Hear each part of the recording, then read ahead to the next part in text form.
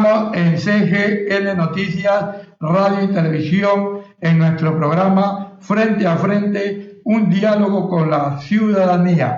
Hoy día contamos con la presencia de la doctora Marta Rizo, candidata a la dirección de la Casa de la Cultura, Núcleo del Guayas. En breve momento estaremos con ella, ya volvemos.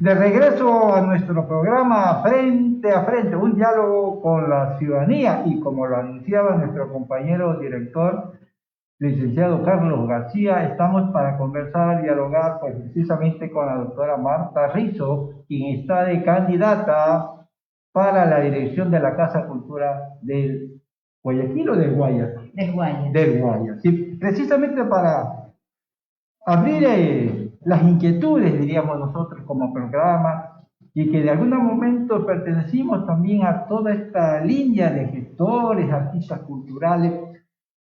¿Quién es Marta Rizo en términos de cultura, de expresiones artísticas, de las artes? Bienvenida. Gracias, Richard, por la invitación. Es muy grato para mí estar aquí en este importante programa y saludarlos a todos, a la amable audiencia que nos escucha.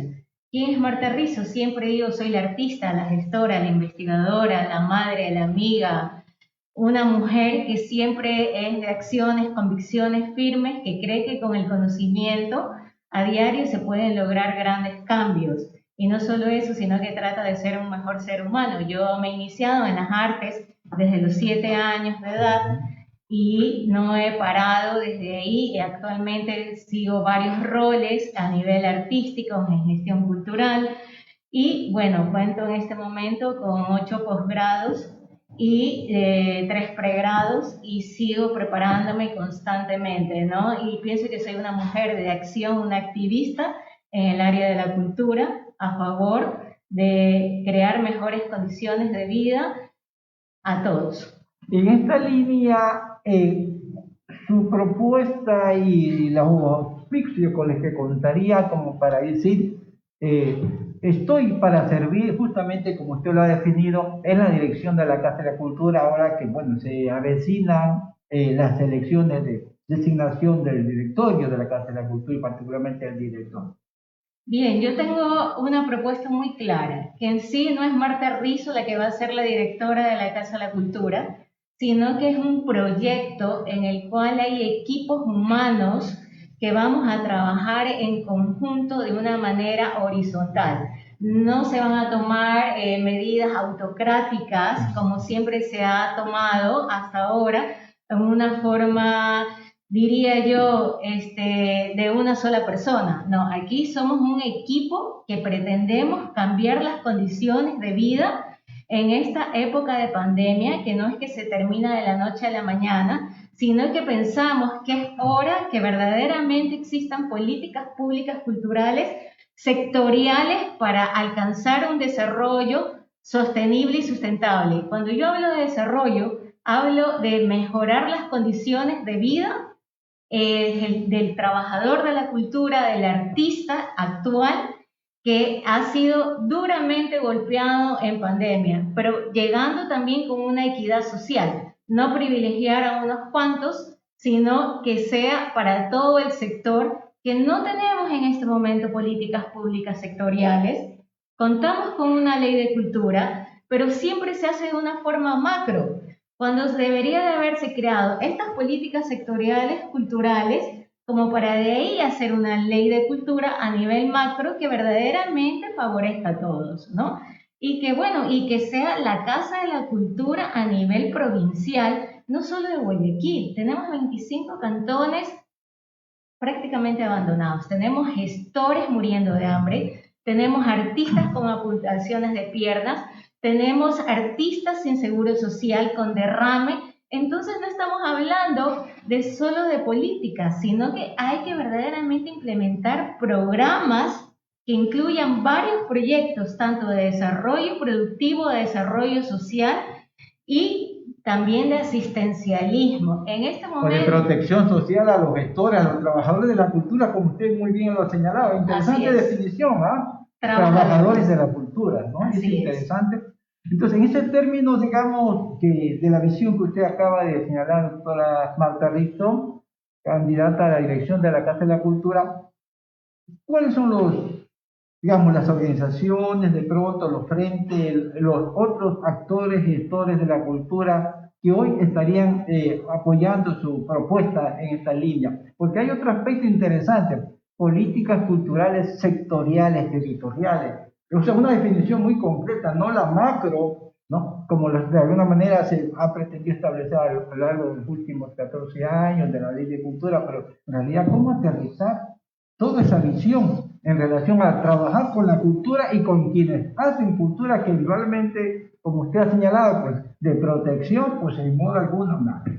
Bueno, precisamente contestando su pregunta, Richard, cuentan con una persona que tiene un conocimiento grande en cuanto a lo que es posgrado en políticas culturales y a lo que es desarrollo artístico. Bueno, yo tengo un doctorado justamente, un PhD en desarrollo artístico en lo que es gestión cultural. Pero pienso que aquí, a ver, existen varias organizaciones que están atrás y es lo que yo estoy haciendo, el llamado a personas honestas, con capacidad, para sentarnos a trabajar en mesas estratégicas, bajo una planificación, bajo una planeación prospectiva. Del lado mío, pues como investigadora CENESID, ya cuento siquiera con estos programas que intentamos implementar para sacar adelante. Si usted se da cuenta, yo no estoy hablando del presupuesto que el Estado me va a dar, porque si me voy a pensar en el presupuesto voy a llegar a hacer nada. Entonces aquí vamos, es con conocimiento claro. Aquí sí es verdad que vamos a pelear por el presupuesto, pero no solo a nivel local ni a nivel nacional, sino también a nivel internacional. Pero para poder llegar a eso necesitamos unos programas con estudios de pertinencia, factibilidad, proyecciones, presupuestos, y que se incluya la participación no solo del grupo que acompaña a Marta Rizo, sino de personas, grupos colegiados que quieran trabajar en favor del sector. Y este es el llamado que estamos haciendo, que más personas se nos unan y que nos inviten. En este momento yo estoy haciendo varios encuentros justamente presentando el plan de acción. ¿Para qué? Para que todas las personas que nos escuchan y nos digan, a ver, yo como gestor cultural, como asociación o como fundación de cultura, quiero pertenecer a estos ejes programáticos porque siento que tengo competencias como para poder apoyar y avanzar hacia eso. O sea, una participación pluralista, democrática, en el que todos vayamos hacia un mismo fin y hacia un mismo beneficio, que es empoderar, transformar la matriz cultural actual, que es una matriz obsoleta, una estructura que no da, que la idea no es solo llegar a la Casa de la Cultura, sino implementar un modelo de gestión cultural y administrativo como para poder cambiar esta matriz cultural que ya vemos que desde el Ministerio de Cultura y anteriormente no ha dado resultado alguno. Claro, digamos de una manera nos hemos habituado como actividad cultural en el país, también desde la Casa de la Cultura, a eventillos, ¿no? Unas cosas por ahí, otras cosas por allá, un libro con unos cuadros, y eso es aparentemente, entre comillas, cultura. Y eso no es.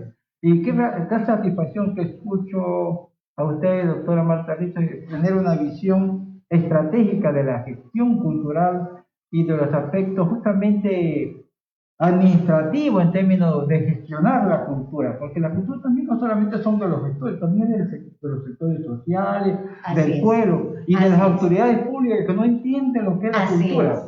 Ya, ¿y por qué no entienden? Porque justamente las personas que llegan a estos cargos jerárquicos tampoco lo entienden. Entonces, si ellos no lo comprenden porque no tienen el conocimiento, la ciudadanía tampoco.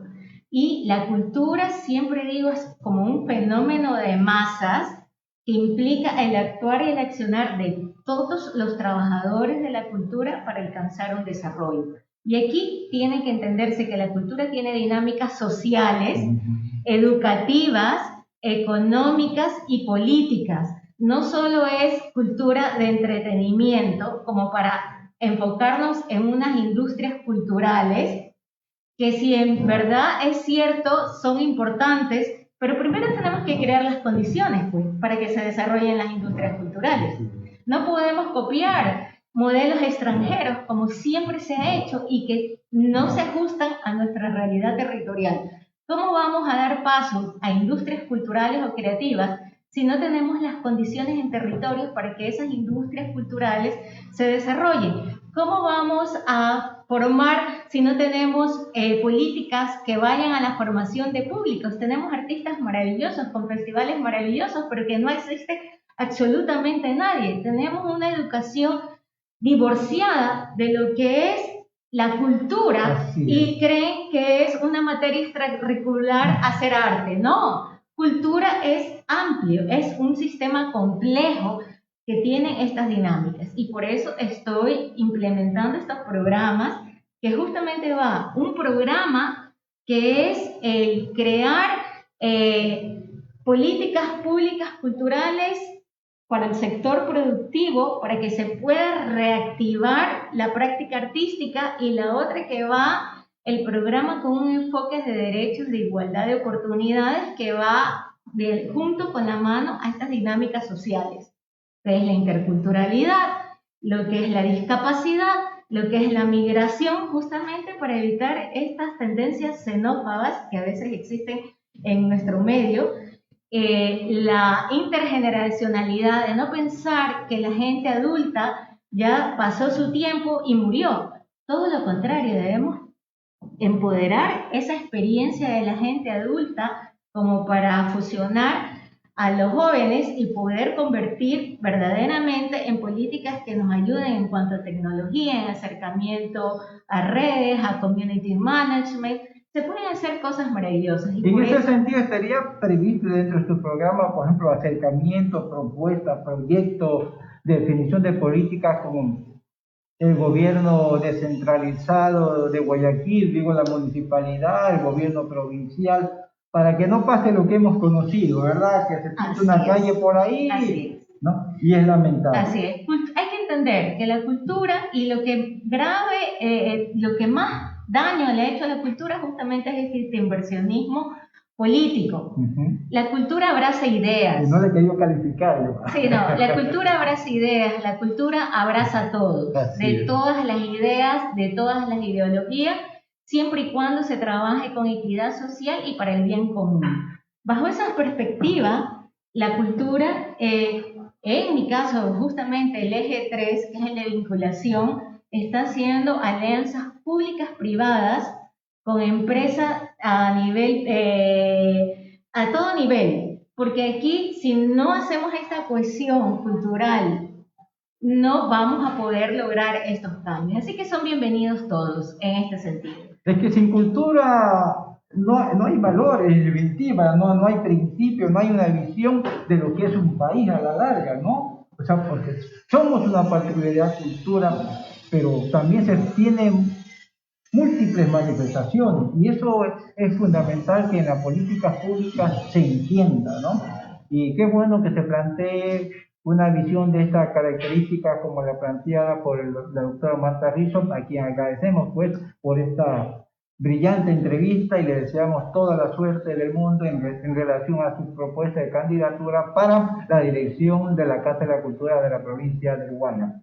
Ya volvemos nosotros con nuestro programa. Gracias, doctora, ¿no? Gracias, Richard. Los invito a seguirme en redes como Marta Rizzo G. Es importantísimo porque es la forma como me van a poder contactar, tanto en Instagram, LinkedIn, fanpage e Instagram también, de forma tal que podamos conectarnos y avanzar. No, y vamos a seguir invitando para hablar justamente de este tema de la cultura, de la gestión cultural, ¿no? Y una visión justamente estratégica, que es la primera vez que le escucho, debo reconocer, ¿no? Gracias, muy amable, Richard. doctora, ¿no? Y ya volvemos con nuestro programa Frente a Frente.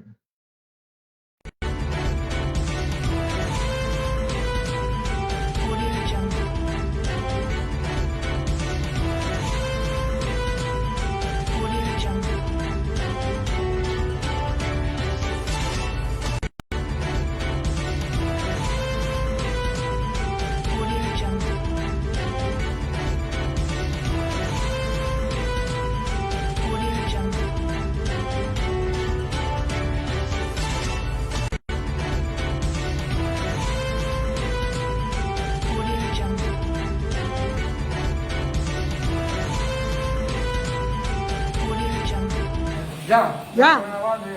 Buenos días. Estamos aquí en nuestro programa Frente a Frente, un diálogo con la ciudadanía. A mi lado está el dirigente del pueblo, Richard Santiago. Muy buenos días, don Richard. Bienvenido a nuestra programación. Muy buenos días, muchas gracias por la invitación, a las órdenes. Bueno, queríamos hablar cómo se conformó el Partido del Pueblo. Nos llama mucho la atención porque en este tiempo es tan difícil organizar una cuestión política.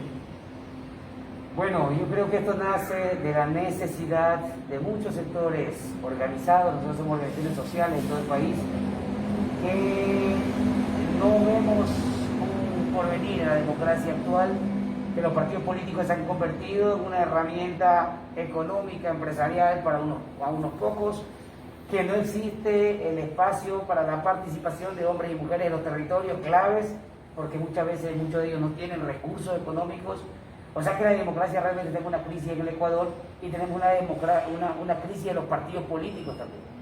A partir de eso nace una unidad gigantesca de 1.500 organizaciones sociales dispuestas ahora sí a ir hacia el tema electoral y crear uno de los partidos más importantes en la historia del Ecuador. Ustedes trabajaron, yo tengo entendido que usted trabajó bastante en el sector agrícola.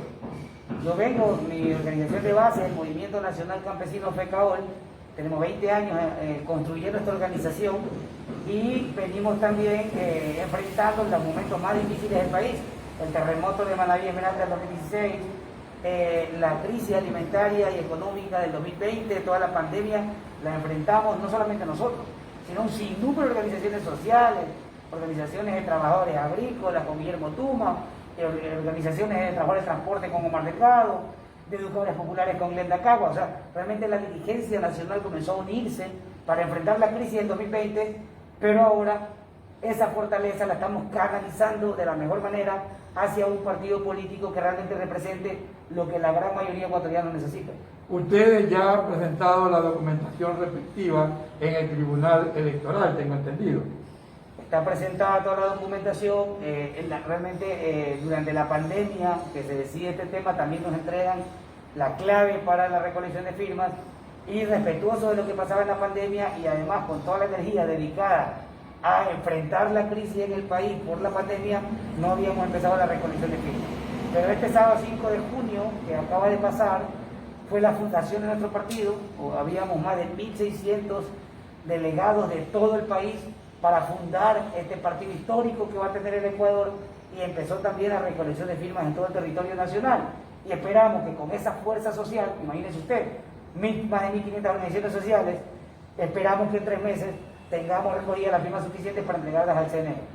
O sea que ustedes ya a partir del 5 de junio comenzaron a trabajar en todo el país. A partir del 5 de junio, ese fue nuestro día histórico inicial, lleno de energía también, y que Costa, Sierra y Amazonía comenzó a hacer su trabajo, recolección de firmas, apertura de sedes.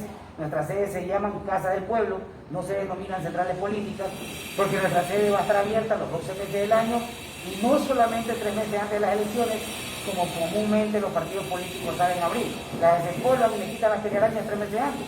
Para nosotros el trabajo todo el año, vamos a seguir con la misma práctica que venimos haciendo desde la organización social. Su trabajo también va a ser con los obreros, con los campesinos, hasta con los estudiantes, ¿verdad? La base principal de este movimiento político es el sector campesino, obrero, trabajador estudiantil, de jóvenes y mujeres. El sector campesino entra con mucha fuerza en el sector rural ahora en este partido. Estamos hablando de la soberanía alimentaria, de transformar el país desde el agro, estamos hablando de que las oportunidades laborales, que los ingresos en este país nacen de un sector tan importante para nosotros que es el sector agropecuario, pero que no solamente ese sector representa el partido está representado por más de 1.500 sectores del país.